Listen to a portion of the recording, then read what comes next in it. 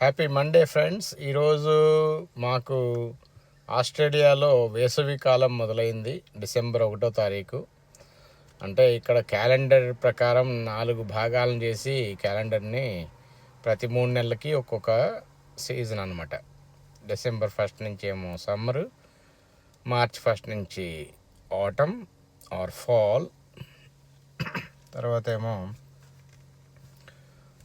March, April, May, June 1 నుంచేమో winter, June, July, August, September 1 నుంచేమో September, October, November ఏమో spring.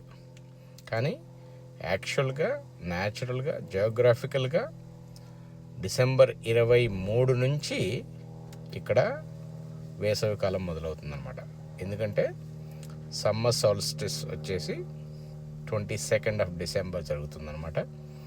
So 23 December నుంచి మార్చి 22 వరకు అసలు వేసవికాలం ఉంటుందన్నమాట.